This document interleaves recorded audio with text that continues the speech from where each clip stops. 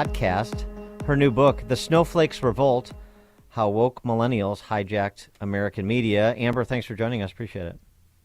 Thank you so much for having me. So, hijacked, that implies that they took it over from... Forcibly. Well, they took it over from a group other than older fellow travelers. That's right, and that's exactly what's happened to the media. This is a case where the woke millennials have basically used campus mob politics to wrest control from editors and other newsroom leaders, whether it's through attempts at public shaming of the publication and its editorial staff on social media channels. Sometimes it's internal revolts where they will sign on to admonishing letters or try to organize unions to oppose some of the editorial direction of the news outlets. And they often will partner with outside advocacy groups, as we saw recently at the New York Times, where a number of staffers signed on to a public letter alongside GLAAD, which is an LGBTQ activist organization. So they are basically trying to create a culture of fear where anyone who doesn't go along with instituting radical progressive ideology into journalism has to be excised from the entire institution. Yeah, but how is that different? I mean, it seems to me this is just cannibalization of Jacobins at the hands of Jacobins. I mean, the neo-Jacobins, but I mean the previous iterations, the Gen Xers and to the baby boomers.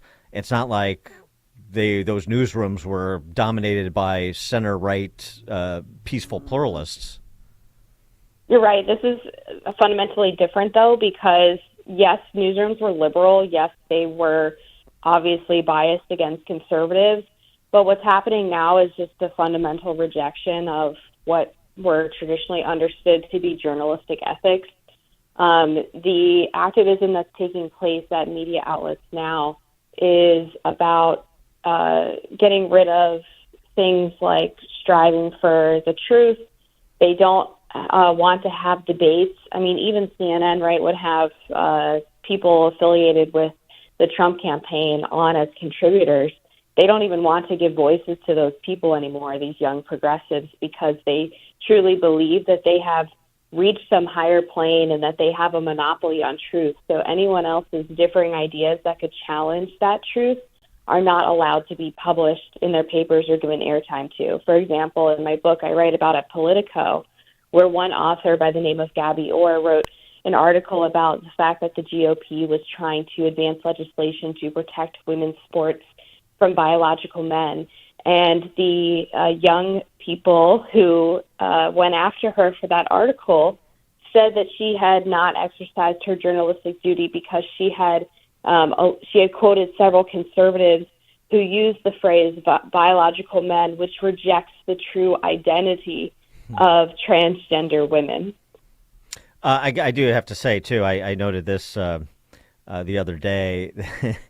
It just tickles me. The New York Times Guild, and they did a little one-day strike because labor negotiations are dragging on. But poor Sulzberger. But the statement from the union, the wage proposal from management fails to meet the economic moment, lagging far behind both inflation and the average rate of wage gains. Oh, my gosh. The New York Times Guild just found out that inflation isn't transitory, despite their reporting. Yeah, it's pretty incredible. And the New York Times is really ground zero for a lot of what I talk about in the book, because their reaction to the Tom Cotton op-ed, where he called for sending in the National Guard to quell the riots in 2020, led to the resignation/firing of multiple editors there, simply because, again, they had given a platform to a Republican senator. And that was unacceptable to these woke staffers. They actually accused their colleagues of creating an unsafe work environment for Black people by publishing a differing opinion. The warped way that these people view media platforms and journalistic virtue is just insanity. And you lived this. I mean, you witnessed it firsthand because you were a vocal conservative at Georgetown University, and you ended up in the White House press corps as a correspondent. So how did that all happen, and what did you learn while you were with the other, your peers in the White House, so to speak. Yeah, definitely. I'm glad you brought up my experience in college. I went to Georgetown University, which is very liberal, and I was chair of the college Republicans while I was there, and I was reported to the administration several different times. Once for trying to start a gun safety organization, one for bringing Dr. Christina Hoff Sommers to speak on campus. Oh, no. And I'm sure there were a few other instances as well that I'm not remembering at the moment, but it was exactly the same tactics that these people are using against newsroom leaders. Oh, what I learned in the... Yeah. No, go go ahead. ahead. I'm sorry. No, go ahead. Well, and then on the question of the White House briefing room, I think what that really taught me about the media landscape is that these people are fundamentally not very bright. They're not especially talented. Most of them are quite mediocre, and they usually come from backgrounds of great privilege, and yet they're the ones lecturing everyone else about how they have privilege because of their skin color or because of their gender. And so it was a great exercise in learning not to take any of these people seriously. Yeah, it's so accurate. I've learned that So too. I think I'm a bit older than you, but I'm just harkening back to college. I did the same thing. Ran a conservative students group, brought people to campus, and so forth.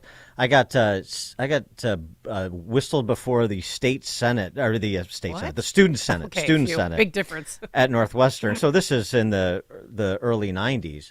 The students, so going on for a long time at Northwestern and Medill and so on, and journalism. Oh, blah blah blah.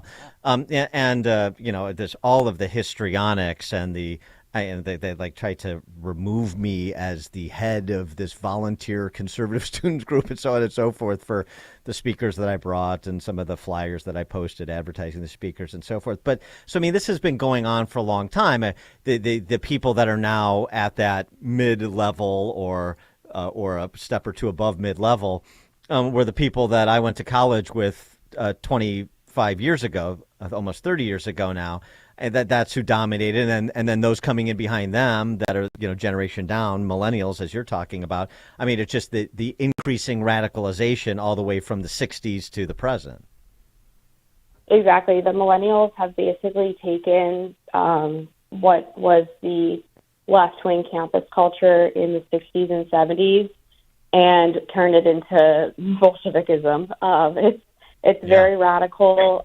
These are people who just really reject basic founding principles in America. They think that America is a terrible place to live. They believe that everything that happens in their life is out of their control. The system is constantly working against them. And a lot of them suffer from mental illness because when you have this worldview, it leads you to feel very powerless. And so I think a lot of their politics is about trying to take back power and control because they don't understand how to do that in their personal life. Well, and also, I mean, we talked about the New York Times staffers getting mugged by reality, the reality of inflation. Over at CNN, literally getting mugged by reality.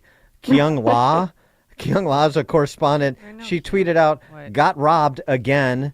Her photog and I were at City Hall in San Francisco to do an interview. We had On crime. We had security to watch our rental car plus crew car. Thieves did this in under 4 seconds. Security stopped the jerks, whoa, ho, ho, ho, from stealing other bags. But seriously, this is ridiculous. She just found out that crime and lawlessness in big cities like San Francisco is a bit ridiculous. Welcome to the party, CNN.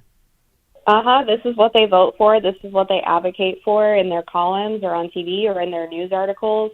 They're constantly quoting so-called experts who are really just left-wing activists who are calling for defund the police, and then they get surprised when something bad happens to them. And shockingly, if you look at some of the replies to her from people who are in the media and are working as active journalists, saying, well, this is just part of living in a city, and if you don't understand then we can't help you. I mean, they were truly victim blaming her as if she was supposed to be okay with being robbed because that's just what we expect from cities. I know. That's big city living. I know. And Amber, there was one person who was interviewed by ABC here in Chicago, and they literally said, every night I just go in my basement and pretend this isn't happening. And I will never forget that. They know you live in the city, it's expected, but I'm just going to pretend it's not happening and go in my basement. Well, that one That's sad. and my personal favorite is the guy who's walking down the street with his wife. Oh, he gets winged in the hand with a bullet. That's right. And he says to the local media, "Yeah, that's just the kind of stuff that happens in big cities, right? If you don't want to get shot, then don't live in a big city. If you don't want to get carjacked, don't live in a big city. That's all." You don't want high taxes. Or at least vote for the people who are going to try to tackle the crime issue. There was a similar situation. I think it was back in 2017 or 2018. It was pretty early in my media career where there was this guy who worked for a really left-wing outlet. It might have been Vice or something to that effect. And he was mugged in D.C., and his response, the column that he wrote, this is how into his own politics and ideology he was stuck in it. He wrote a column about how it was basically his fault for being white and how he wasn't mad at the person who stole from him. I mean, what is wrong with that? That's a psychosis at that point. Yeah. One of those outlets that kept their accounts at Silicon Valley Bank to make sure they're protected by all of us. Amber Athey, Washington editor for The Spectator and host of the Unfit to Print podcast. The new book, which sounds like a very fun read, The Snowflakes, Revolt, How Woke Millennials Hijacked American Media. Amber, thanks for joining us. Good luck with the book. Thank you so much. Thank you. It was a pleasure having you on. And she joined us on our turnkey.pro answer line. If you're talking about it, Dan and Amy are talking about it. It's Chicago's Morning Answer on AM 560. The Answer. Eric was way behind on his taxes. I owed a lot of money to the IRS, almost $15,000. I tried to make payments. The IRS wasn't satisfied with Eric's efforts, so they came after him full force. They're coming to put a lien and a hold on all my income, my home, my car. I was just overwhelmed at what to do. Then Eric called Optima Tax Relief. When Optima Tax got involved, the calls would stop, the threats would stop. It was easy like 1, 2, 3. Optima Tax Relief is A+ rated by the Better Business Bureau, and their team of expert tax professionals took care of Eric's problem. I owe $15,000, and now my debt is clean. I don't owe anything. Take Eric's advice. If you have a tax problem, you need to call Optima Tax now. Call Optima Tax Relief for a free consultation. Call 800-965-1433. 800-965-1433. 800-965-1433. Optima Tax Relief. Some restrictions apply. For complete details, please visit OptimaTaxRelief.com.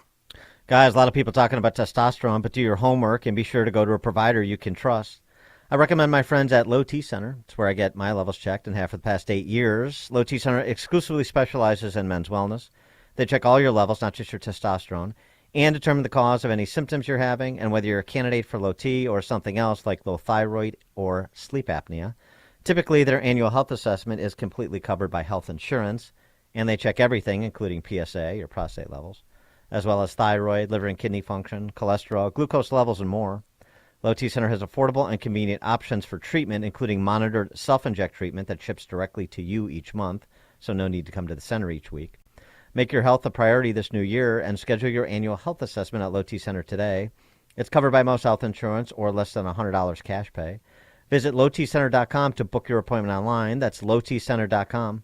Tell them Dan Prof sent you. When you do, Low T Center, reinventing men's healthcare. Hello, friends, and welcome to what has become a spring rite of passage, tax season. As expected, Uncle Sam is out to an early lead, but you, like many others, are trying to do something remarkable. Maybe your green jacket in retirement is a Hawaiian shirt. But to achieve that championship retirement, you may need more than just an investment plan.